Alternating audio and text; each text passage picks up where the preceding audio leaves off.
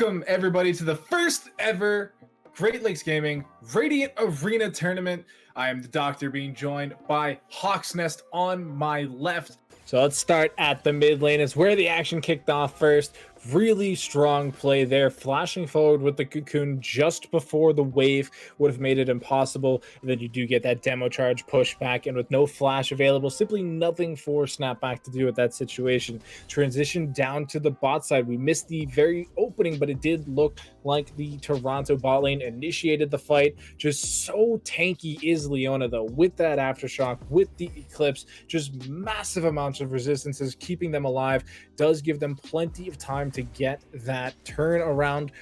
Take me through some of the matchups here. I know we discussed top lane and we've definitely come through, but in regards to that bot lane as a whole, the Ezreal, as we start getting towards the mid to late game, how do you think he really fits in the puzzle here for Dawnbreak Gaming, especially if we don't see them succeed through the early game? So the Ezreal, pretty good poker. We've seen it time and time again. He's able to pick up either the Iceborne Gauntlet or the Trinity Force because of how low range Bar Esports as a whole is, with really the only two range champions, quote unquote, being the Orianna and the Xayah. So anytime they start trying to posture for objectives, whether it be tower takes or Dragon Baron, Herald, anything like that, the Ezreal can be there and just be a fly on the wall that does 200 to 300 to 400 damage per Mystic shot.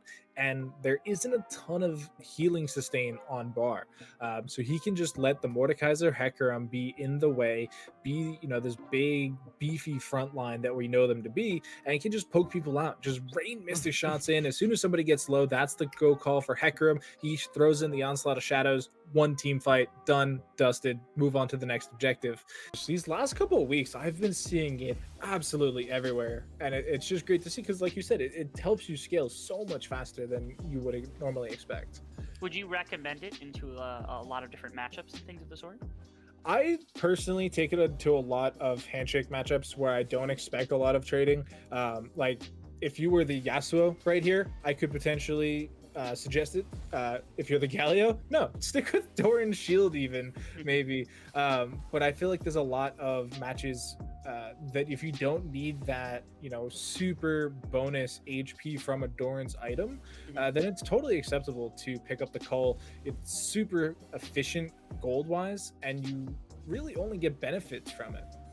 Would it be advisable to say that Cull is what the doctor ordered, or is that just like too much? Did I go overboard there? I'll write you a prescription. You can pick it up at your local pharmacy. We'll get you squared away. Now that's a 2-0 Xayah that you got to worry about. Yeah, the box there was actually super crucial. It does last forever. Really zoned Jaximus out of that fight. We had a really good counter engage there from Real Tomb. Real Tomb. Real Tomb. And it was a super good counter engage. Does get the double solar flare there into the True Shot Barrage combo. Just massive damage coming out. Unfortunately, the box, because it kept Jaximus so far away, wasn't able to get any auto attacks off. Was really reliant on those Mystic shots. And at this stage of the game, they're not low cooldown. They're not, off.